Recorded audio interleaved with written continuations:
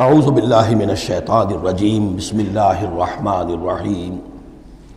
اب یہاں قسم کھائی گئی قد افلح من زکاہا وقد خاب من دساہا، جس نے بھی اپنے نفس کو پاک کر لیا وہ کامیاب ہو گیا، اور جس نے اسے مٹی میں دفن کر دیا وہ ناکام ہو گیا۔ اصل مضمون یہ ہے، مرکزی دو آیات، کہ انسان کے پاس کوئی ایک امانت ہے، اس کا ایک نفس ہے جو اللہ نے اسے دیا ہے۔ اس نفس کو جس نے پاک کر لیا، سنوار لیا، بنا لیا، جس کے لیے ہم مختلف الفاظ استعمال کرتے رہے ہیں، تعمیر سیرت، تعمیر خودی، کریکٹر بلڈنگ، ایک انسان اپنی شخصیت کو بناتا ہے۔ تو جس نے تو صرف بنانا، لیکن اس کے علاوہ پاک کرنا، بنانا اس معنی میں کہ تمام رذائل سے اس کو پاک کیا جائے اور فضائل سے اسے سنوارا جائے، اسے منور کیا جائے، مزین کیا جائے۔ تو جس نے اپنے نفس کو پاک کر لیا، مزین کر لیا، فضائل سے مرصع کر لیا، مسجع کر لیا، وہ کامیاب ہو گیا۔ خواہ یہاں پر اس کے پاس جائیداد نہ بنی ہو، دولت اس کے پاس جمع نہ ہوئی ہو، دنیا والے اس کو جانتے بھی نہ ہو، وہ غیر معروف آدمی ہو، کچھ بھی ہو، یعنی ایک معیار ہے کامیابی ناکامی کا جو ہم لوگوں کے سامنے رہتا ہے۔ کامیاب کون ہے؟ زیادہ پیسے والا، زیادہ دولت والا، جو زیادہ پروفیشن میں شائن کر گیا، بزنس میں آگے نکل گیا، کسی بھی اعتبار سے۔ لیکن اس میں زور ہے قد افلح من زکاہا، اصل میں کامیابی اور فلاح تو اس کی ہے۔ اور یہ فلاح کے لفظ پر ہم غور کر چکے ہیں سورہ مومنون کے شروع میں، کہ یہی جو انسان کی اندرونی شخصیت ہے، انا یا خودی، جسے ہم کہتے ہیں سیلف، جس کو کہ پروفائڈ نے سیلف قرار دیا ہے، اس سیلف کو اپنی اڈ اور لیبیڈو کے تسلط سے آزاد کرانا اور پھر اس کو بلڈ کرنا، اس کو ڈیولپ کرنا، تعمیر خودی، یہی علامہ اقبال کا فلسفہ ہے۔ تو یہ ایسے ہی ہے کہ جیسے کہیں خزانہ تھا، آپ نے کھود کر اس میں سے خزانہ نکالا۔ تو یہ ہمارا سیلف جو ہے، ہماری خودی جو ہے، یہ بھی در حقیقت ہمارے اس حیوانی وجود کے اندر دفن ہے۔ اس حیوانی وجود کے اندر سے اس کو برآمد کرنا، جیسے کہ آم کی گٹھلی پھٹتی ہے تو اس میں سے دو پتے نکلتے ہیں، تو اس سے آم کا درخت بننا شروع ہوتا ہے۔ اسی لیے وہ جو میں نے آپ کو اپنشد کا جملہ بھی سنایا تھا کہ man is in his ignorance identifies himself with the material sheaths which encompass his real self۔ اصل خودی، اصل انا، اصل میں وہ کون ہے؟ یہ میرا وجود ہے، یہ میرا جسم ہے، یہ میرے ہاتھ ہے، یہ میرے پاؤں ہیں، لیکن میرا میں ایک پوزیسو موڈ میں ایک پروناؤن آیا ہے، تو جو پوزیس کر رہا ہے جسم کو وہ کون ہے؟ وہ ایک اس کی اندرونی لطیف شخصیت ہے، اسے انا سے، خودی سے، سیلف سے تعبیر کرتے ہیں، اور در حقیقت وہ عبارت ہے اس روح سے کہ جو اللہ تعالیٰ نے پھونکی ہے اس میں، وَنَفَخْتُ فِيهِ مِن رُوحِي۔ تو اس مٹی کے ڈھیر میں اس روح کو ڈالا گیا ہے۔ اس کو برآمد کرنا اور اس کو بنانا اور سنوارنا، یہ ہے اصل کام انسان کا۔ جو اس میں کامیاب ہو گیا وہ کامیاب ہو گیا۔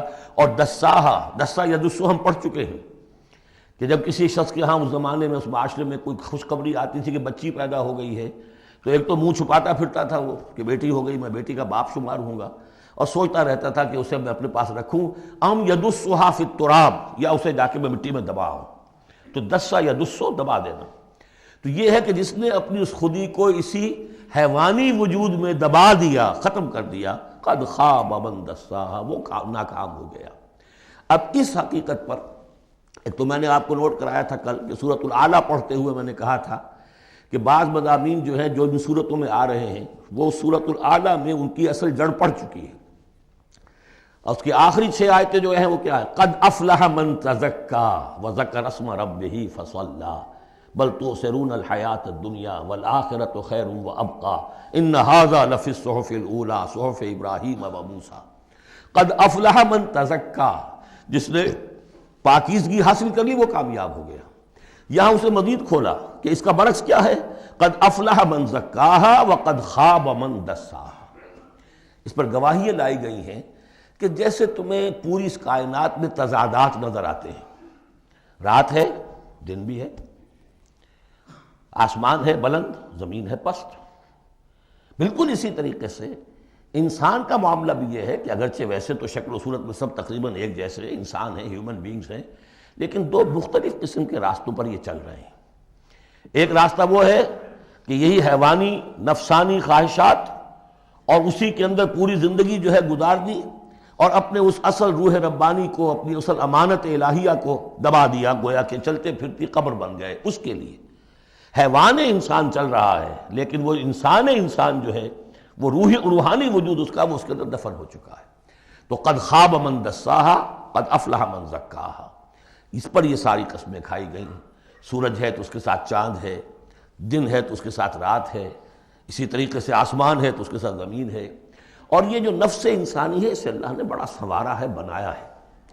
اس نفس کے اندر بھی ایک ودیت کر دیا ہے نیکی اور بدی کا شعور۔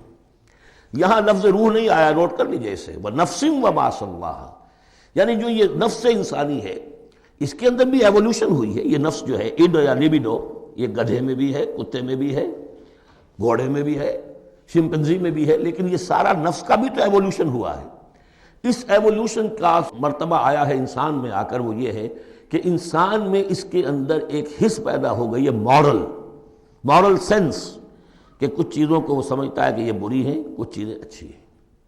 اور یہ اتنا یونیورسل کانسیپٹ ہے کہ جس کو یوں سمجھیے کہ جس معاشرے میں جائیے سچ بولنا اچھا ہے، جھوٹ بولنا برا ہے۔ یہ کبھی ایسا نہیں ہوا کسی نے کہا ہو کہ جھوٹ بولنا اچھا ہے، سچ بولنا برا ہے۔ وعدہ کر کے پورا کرنا اچھا ہے، وعدہ خلافی کرنا برا ہے۔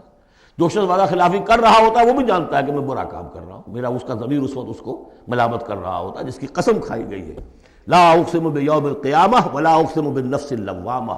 یہ تمہارے اپنے اندر جو ہے، مائی کانشنس از پنچنگ می، بھائی، کہ تمہارے اندر ایک اخلاقی حس ہے۔ یہ اخلاقی حس نفس انسانی میں ودیت شدہ ہے۔ روح میں جو کچھ ہے وہ تو اور بڑی شے ہے۔ روح انسانی میں تو معرفت خداوندی ہے اور محبت خداوندی ہے، دونوں چیزیں روح انسانی کے اندر موجود ہیں۔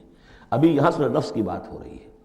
جیسے عالم خلق کے تمام جو مظاہر ہیں ان کو بیان کیا جا رہا ہے، سورج اور چاند عالم خلق کی چیزیں، عالم امر کی نہیں ہیں۔ رات اور دن عالم خلق کی چیزیں ہیں، آسمان اور زمین عالم خلق کی چیزیں ہیں۔ نفس بھی عالم خلق کی شے ہے، روح ہے عالم امر کی شے۔ تو نفس انسانی بھی نفس حیوانی سے ممتاز ہے بئی معنی کہ اس میں وہ ایک مورل سینس موجود ہے، جس کی بنا پر اس کے اندر یہ شعور ہے، ودیت شدہ، الہام شدہ، الہمہا، الہام کر دیا اس میں کہ کچھ چیزوں کو وہ جانتا ہے یہ خیر ہیں اور کچھ کو جانتا ہے یہ شر ہے۔ اسی لیے قرآن مجید نے کثرت سے جو لفظ استعمال کیا ہے وہ معروف اور منکر۔ معروف وہ جو جانی پہچانی شے نفس انسانی جانتی ہے کہ یہ چیز اچھی ہے، منکر وہ جس سے کہ نفس انسانی اباہ کرتا ہے، یہ کیا ہے، یہ نہیں ہونا چاہیے، یہ فطرت اس کے اندر موجود ہے، سرشت کے اندر۔ اب مرحلہ صرف یہ ہے کہ جب یہ بنیادی بیج تو اللہ نے تمہارے نفس میں ڈال دیا، اب اسے پروان چڑھانا تمہارا کام ہے، اسے آگے بڑھاؤ، پروان چڑھاؤ عمل صالح سے۔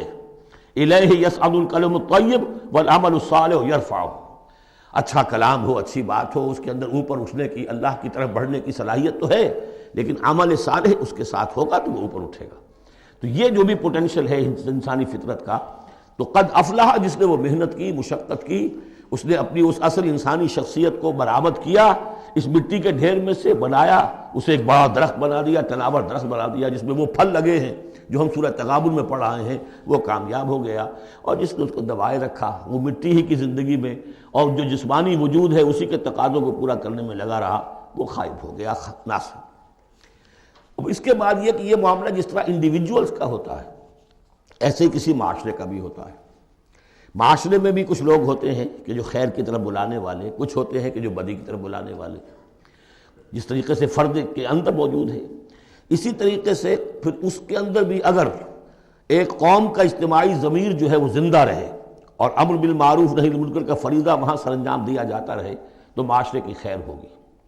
اور اگر اخلاقی حس بحیثیت مجموعی اس درجے کمزور ہو جائے کہ قوم کا اجتماعی ضمیر مردہ ہو جائے اور پھر اسے حس ہی نہ رہے، وائے ناکامی متائے کارواں جاتا رہا، کارواں کے دل سے احساس زیاں جاتا رہا، وہ احساس ہی نہ رہے اجتماعی سطح پر کہ یہ بدی ہے اور یہ برا کام ہے، یہ منکر ہے، تو پھر وہ تباہ ہوتی ہے۔